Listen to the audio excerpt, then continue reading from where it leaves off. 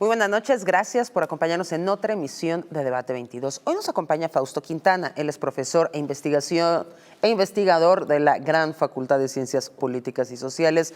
Fausto, bienvenido aquí a tu casa. Muchísimas gracias a ti por la invitación, Al Kimberly. contrario, vamos a hablar de cambio climático, la ola de calor, qué es lo que está pasando en el mundo. Para el auditorio que nos está viendo, simple, llano, rápido, ¿qué es el cambio climático y cuáles son sus consecuencias?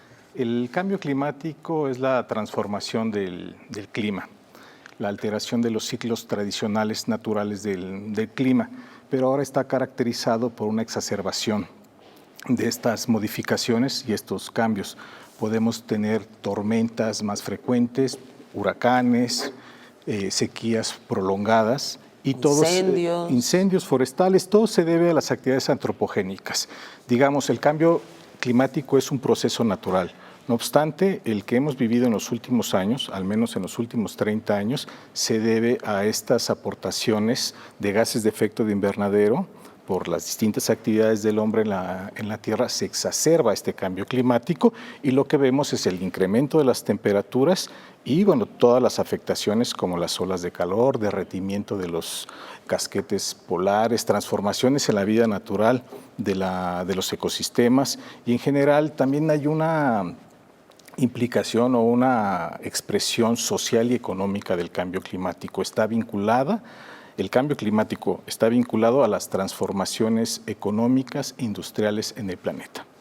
Esto tiene que ver con todas las emisiones que nuestra actividad industrial y nuestra actividad cotidiana arrojan a la atmósfera, ¿correcto? Y va generando un calentamiento. Particularmente los gases de efecto de invernadero, de dióxido de carbono. El dióxido de carbono deriva de la combustión de los combustibles fósiles. Tenemos 3 combustibles fósiles importantes, tenemos el petróleo, el carbón y el gas. Alrededor del 70% de los gases de efecto de invernadero corresponden al dióxido de carbono. Tenemos también metano, derivado también de la ganadería, de la agricultura también y otros gases como los fluorados, que son gases industrializados, pero que ya están afectando la atmósfera terrestre. Hemos visto estas imágenes del globo terráqueo donde se ve todo como si fuera fuego por estas olas tan tremendas de calor, cifras históricas en España, en Gran Bretaña, Estados Unidos, todos afectados por la ola de calor. ¿Por qué? Estamos viviendo un registro muy elevado del calentamiento de la Tierra en términos generales. No obstante, hay ciudades que están presentando registros que no habían tenido en su historia. Actualmente, Nantes, en Francia, presentó 43 grados. Madrid llegó a 45. Madrid llegó a 45, en Estados Unidos también 43, y en general en Europa y en Estados Unidos, en esta temporada estamos viviendo un incremento de la temperatura terrestre que no se tenía registrado. Y esto se debe particularmente al cambio climático. ¿Por qué en el norte? En la temporada le corresponde el verano al hemisferio norte y indudablemente la siguiente temporada vamos a tener estos incrementos de la temperatura en el sur. En América Latina lo estamos viviendo. La temperatura, los cambios que estamos viviendo por el incremento de la temperatura van acompañados de otro tipo de fenómenos ambientales como son las sequías prolongadas. Tenemos sequías, por ejemplo, en el Cuerno de África, que han durado cuatro años de forma constante. Esto genera, tiene implicaciones en la seguridad alimentaria, en la salud de las personas y también en los procesos económicos. El claro ejemplo... En la vida, porque se escucha 500 muertos en Europa por la ola de calor. O sea, el cuerpo no estamos preparados para enfrentar estos climas. En 10 días España tuvo 1.200 muertos por el calor, por la ola de calor. En realidad, la ola de calor solamente es, Kimberly, una de las expresiones del cambio climático. Estamos viviendo una verdadera emergencia climática, una emergencia ambiental. Todos los pronósticos que se tenían de que íbamos a alcanzar la temperatura de 1.5 o 2 grados centígrados próximamente se están superando. Estamos a punto de llegar a 1.5 grados centígrados de incremento de la temperatura promedio en la Tierra, con base en los registros de 1850, de acuerdo al panel intergubernamental de expertos de cambio climático.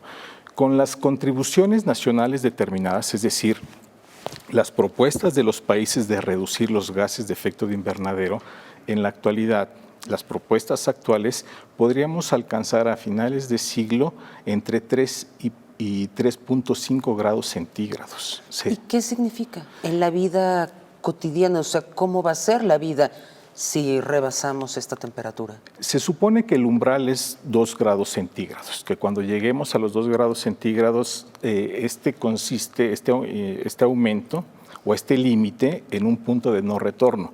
Ya no se va a poder hacer muchas cosas para regresar a las condiciones anteriores.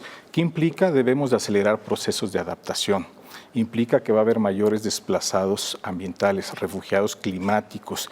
Implica también que va a disminuir la producción de alimentos. En un momento en el cual estamos viviendo un fenómeno de inseguridad alimentaria a nivel mundial por el conflicto de Ucrania y también por el cambio climático, pues vamos a tener menor rendimiento de los cultivos por la temporada de sequías. Las sequías son más prolongadas.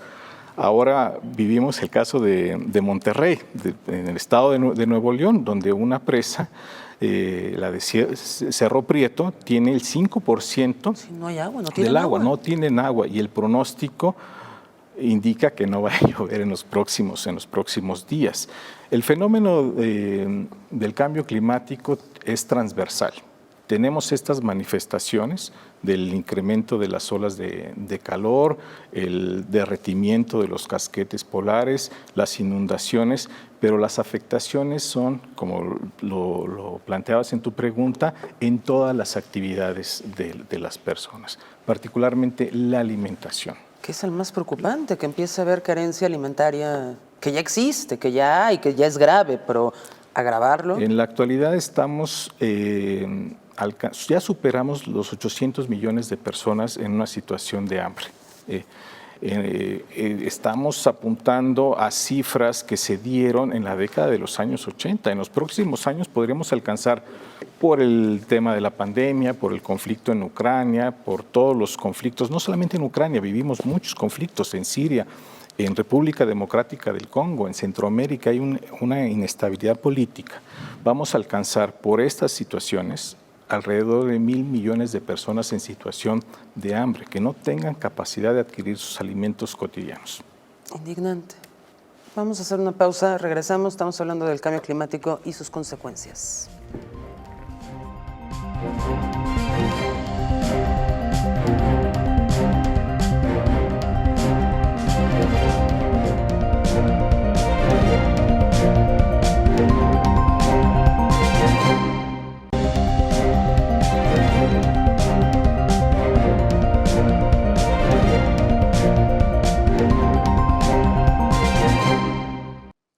Estamos de regreso hablando de lo que es el cambio climático. Nos acompaña Fausto Quintana, profesor e investigador de la Facultad de Ciencias Políticas. Fausto, en el corte estábamos hablando registros que se tienen actualmente. Valle de la Muerte, Sonora, cuéntanos, ¿cuáles son las cifras más altas de temperatura? Históricamente ha habido golpes de calor en algunas regiones. Valle de la Muerte en California, 56 grados centígrados. En Sonora, en México, tenemos un registro de 53 grados centígrados. El problema de lo que estamos viendo en la actualidad es que estos registros en otras ciudades se están alcanzando de forma permanente. Sí, ya no está siendo un récord, ya está siendo cotidiano. No está siendo un evento esporádico de una vez en la década, sino que ya año tras año se van superando los registros. Además, coinciden con otras olas de calor en el planeta. Lo que está pasando en Estados Unidos está pasando en Europa. Una manifestación muy clara de esta correlación son los incendios forestales.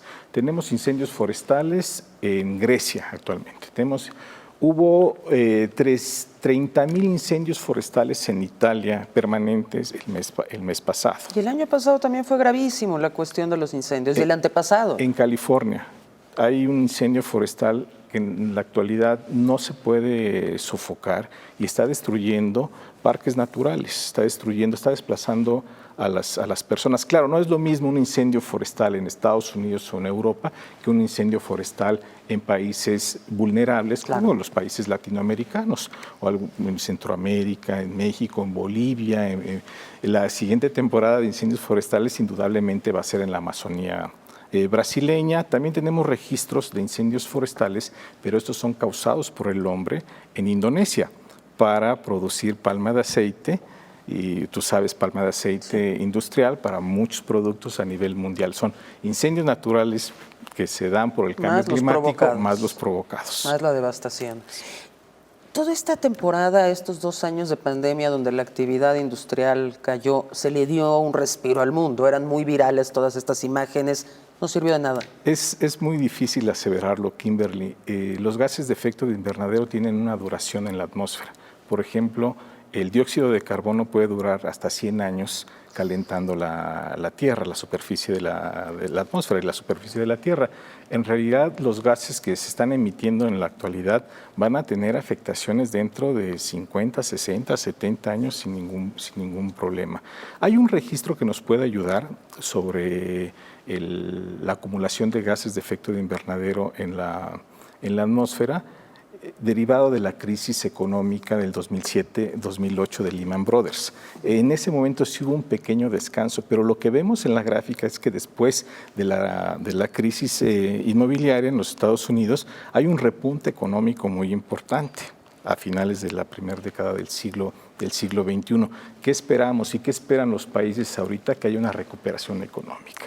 Entonces, si le dimos contaminación. Si le dimos un pequeño respiro al planeta, fue momentáneo, porque la demanda energética a nivel mundial es muy alta. China, con su dinámica económica, India va a superar en población a China y también tiene una dinámica económica muy importante, y todos los demás países emergentes, Turquía, Indonesia, México, Sudáfrica, y la dinámica propia de Estados Unidos y todos los vínculos industriales que tienen las potencias como China y Estados Unidos a nivel mundial. O sea, es decir, no solo emiten lo que registran en su país, sino la economía global está vinculada a las emisiones de Estados Unidos y de China.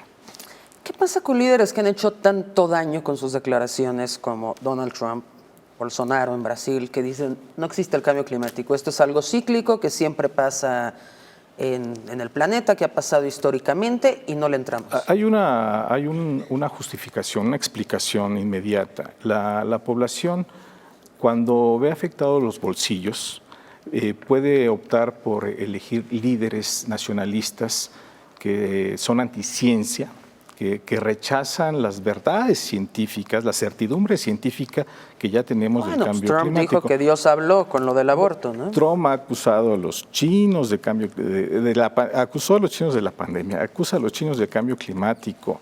En realidad este discurso es muy bien acogido por las personas que están en crisis, que están en una situación económica, y pasa a nivel mundial. Lo mismo sucedió con el Brexit en Reino Unido. Boris Johnson utilizó la estrategia de culpar a los migrantes de las afectaciones económicas en el país. Francia también, el movimiento ha estado muy fuerte. En realidad, este discurso anticlimático, anticrisis ambiental, en los momentos de crisis económica es muy recurrente en la narrativa política. Eso es muy interesante, muy interesante. ¿Qué se les puede decir? Porque tienen millones de seguidores que efectivamente van replicando por todos lados, el cambio climático no existe. Ya son los menos. Indudablemente ya la producción de información de los organismos especializados de las Naciones Unidas, como el Panel Intergubernamental de Expertos de Cambio Climático, el propio Banco Mundial tiene informes de cambio climático, organizaciones no gubernamentales también están trabajando con la información, organizaciones de la sociedad civil de territorio, de base, están produciendo información. Ya es muy claro, hay una certidumbre científica de que el cambio climático existe, bueno, siempre ha existido, pero el que estamos viviendo ahorita se ha exacerbado por las contribuciones antropogénicas, las actividades del hombre en la tierra. ¿Qué le podemos decir a la población? Pues que asuma su responsabilidad. Todos tenemos en algún momento que asumir la responsabilidad. No solo le corresponde a las empresas, no solo le corresponde a los gobiernos, le corresponde a toda la sociedad, incluidos los gobiernos, las empresas, líderes de opinión, medios de comunicación, poner al cambio climático, a la crisis ambiental como una de las verdaderas preocupaciones de la sociedad contemporánea. Ser prioritario. ¿Cuáles son las actividades que más contaminan y los países que más contaminan responsables de este cambio? Todos lo son, pero en mayor y menor medida. ¿No? Actualmente China ya ha superado a Estados Unidos en el registro de emisiones, en la matriz de emisiones de gases de efecto de invernadero. Alrededor del 29% de todas las emisiones de gases de efecto de invernadero provienen de China. El 50% del carbón que se consume a nivel mundial también proviene de China. Pero el problema no solo es China, lo acabo de señalar, el problema es que la economía de China está siendo el motor que está sacando al planeta de la crisis económica derivada de la pandemia.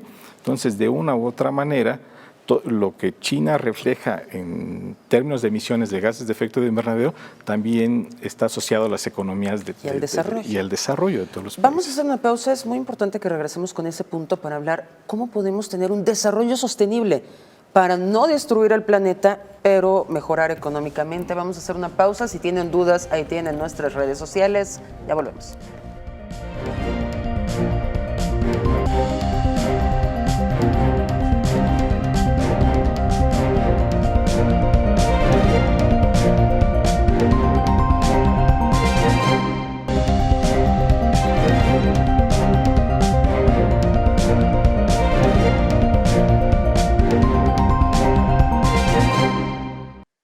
Estamos de vuelta, Fausto, se nos va a acabar el tiempo. Rapidísimo, ¿cómo hacer que la economía siga creciendo? Porque es una falacia que se va a detener y no destruir el planeta. Hay una propuesta de decrecimiento que no es aceptada en el círculo académico y menos en el círculo político, en el sector de los políticos economistas. No es aceptado porque todos están dirigiendo su mirada después de la crisis al crecimiento económico. Y lo que se ha logrado avanzar en términos de estrategias sostenibles como las energías sostenibles, como el tema de la transición energética, el tema también de los biocombustibles y varias estrategias. La movilidad, lo que tú gustes en términos de sostenibilidad, está siendo opacado por la demanda energética y por el crecimiento de China, de América Latina, de México. Va a ser muy difícil que logremos en los próximos años hacer compatible el crecimiento económico con el cuidado del medio ambiente. Se habla de la descarbonización del desarrollo y esa es una idea que debemos seguir explotando. Pues hay que darle mucho y hay que seguir estas ideas.